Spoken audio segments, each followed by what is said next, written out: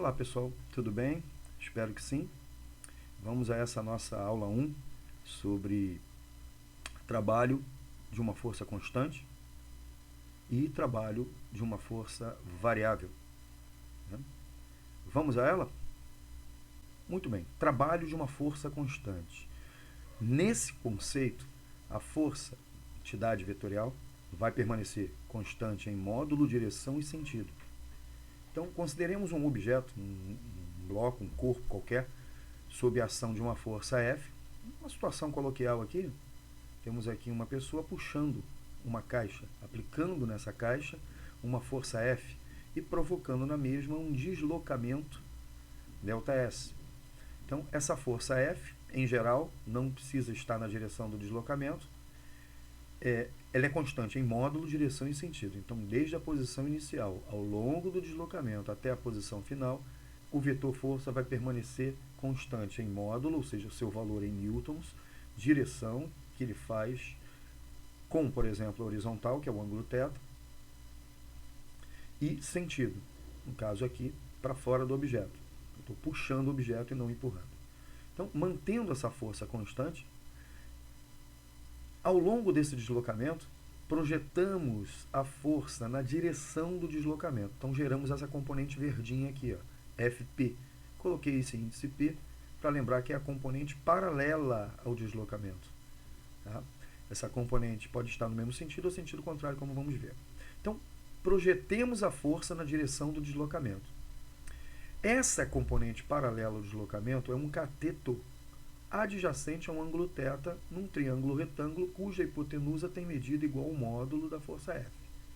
Então, essa componente Fp, portanto, é Fp cosseno de θ. Então, todo cateto adjacente tem por medida o produto da medida da hipotenusa pelo cosseno do ângulo, né? Ou então aquela brincadeirinha, né? Essa componente está encostada no θ. Então, essa componente é Fp.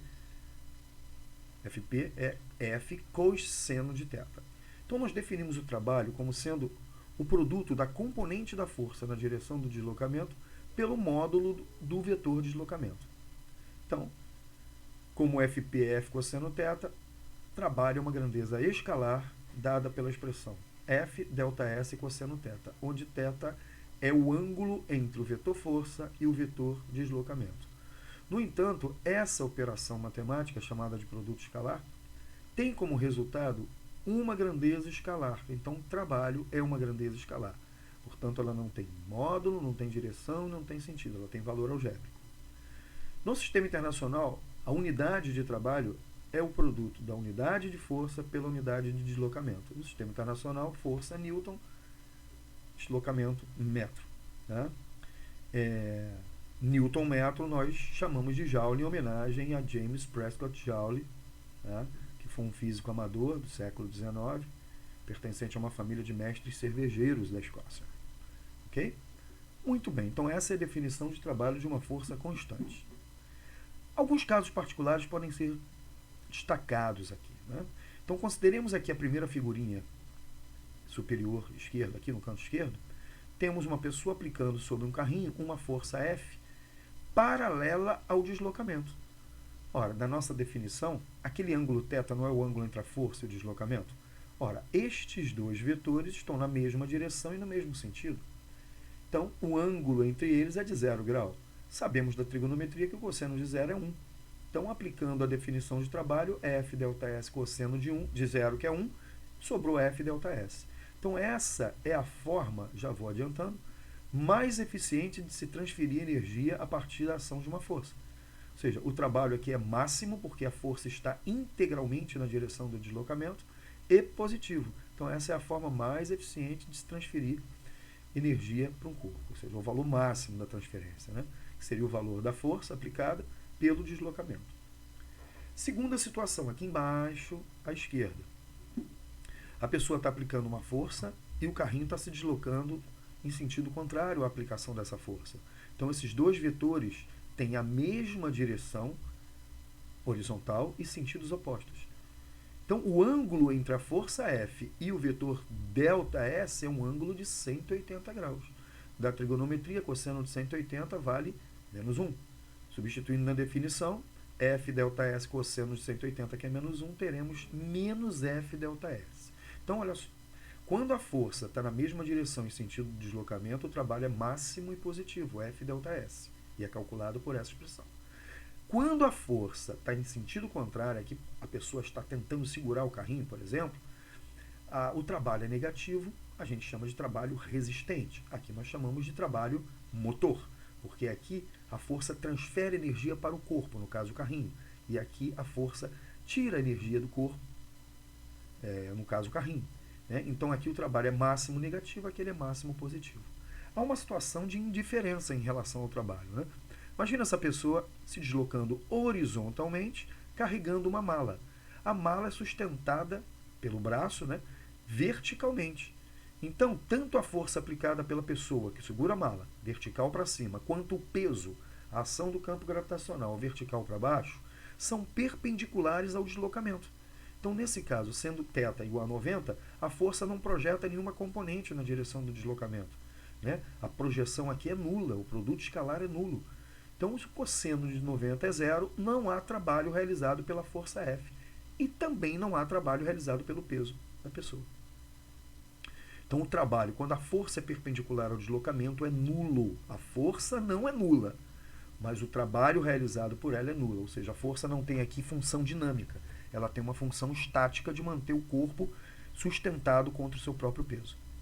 Ok? Então, esses 3 casos particulares são muito importantes. Vamos agora calcular o trabalho de uma força bem conhecida de todos vocês. Né? Vocês começaram a estudar dinâmica. Uma das primeiras forças que vocês passaram a ter intimidade foi a força-peso, né? A ação do campo gravitacional terrestre próximo à superfície da Terra. Então, a força-peso sabemos que ela é vertical e dirigida para o centro da Terra, próximo à superfície. Portanto, ela é perpendicular a uma superfície horizontal. Então, imaginemos a seguinte situação. Temos aqui um corpo se deslocando ao longo, digamos, dessa trajetória, uma trajetória arbitrária, uma forma qualquer. Ele se encontra a uma altura h em relação ao nível horizontal e ele vai se deslocar do ponto A até o ponto C, ao longo dessa trajetória arbitrária.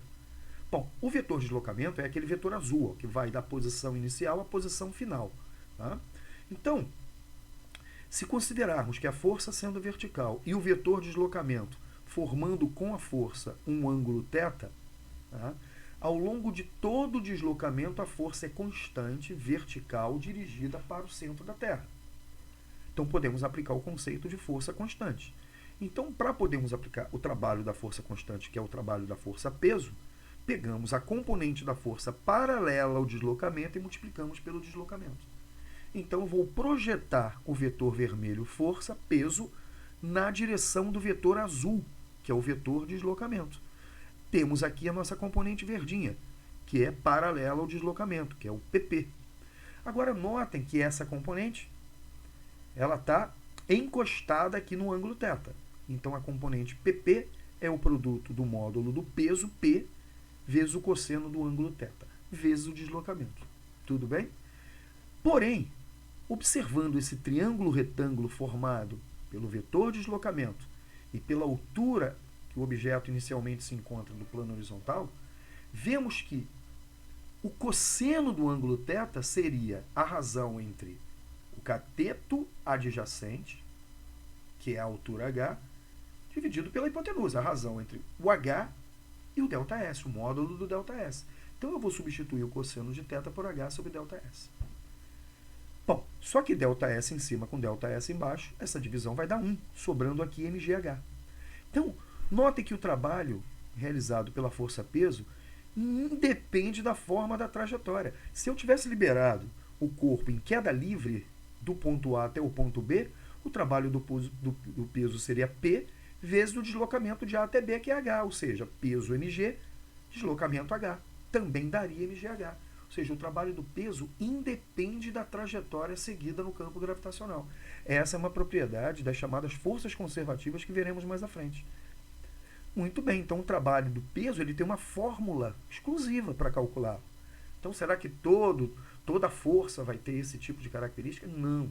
Isso pertence a um clube bastante exclusivo, né? Que nós vamos ver mais à frente, que é o clube das forças conservativas. Então, aqui temos o trabalho do peso, mgh. Se o deslocamento fosse De baixo para cima, eu faria isso contra a força-peso, portanto o trabalho seria negativo, cairíamos num daqueles casos particulares, né? Muito bem. Então, resumindo, né? Se eu vou me deslocar de um ponto A até um ponto B, o ponto A pertence a um plano horizontal de referência e o ponto B pertence a um outro plano horizontal.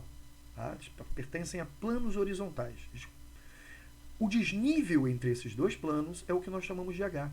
Então, o H, para ser mais específico, não é uma altura, né? Ele é um desnível vertical entre dois planos horizontais. Aquele que contém o ponto inicial e aquele que contém o ponto final. Então, ao deslocar o corpo do ponto A até o ponto B, seja pela trajetória 1, trajetória 2 ou trajetória 3, o trabalho do peso vai ser exatamente o mesmo, posto que o desnível vertical entre A e B é o mesmo, é H. Então, de A para B, o trabalho vai valer mgh na descida e menos mgh na subida, independente se eu vou pelo caminho 1, pelo caminho 2 e pelo caminho 3. Como está lembrando aqui o nosso professor, o trabalho da força-peso independe da trajetória seguida no campo gravitacional. Essa é uma das características das chamadas forças conservativas. Nem todas as forças têm essas propriedades. O peso, a força elástica e a força elétrica, mais tarde, como vocês vão ver, possuem essas propriedades. Ok? E notem que o trabalho na ida, somado com o trabalho na volta, é zero. O trabalho numa trajetória fechada também é zero, uma consequência dessa primeira propriedade. Então, gente, resumindo, o trabalho do peso independe da trajetória, ele é o mesmo pelos caminhos 1, 2 e 3, tá? E é dado por mgh. Mais mgh na descida, menos mgh na subida. Ok? Beleza. Tudo bem, pessoal? Então, nessa primeira aula, nós vimos o trabalho de uma força constante, suas propriedades, sua definição, as unidades, no caso a unidade que nós usamos para calcular trabalho, que é o Joule, e vimos também a aplicação desse conceito de trabalho a uma força conhecida, constante, próxima à superfície da Terra, que é a força-peso. Na próxima aula vamos ver como se calcula o trabalho de forças variáveis. Uma delas, também uma outra velha conhecida de vocês, que é a força elástica. Até lá e um abraço.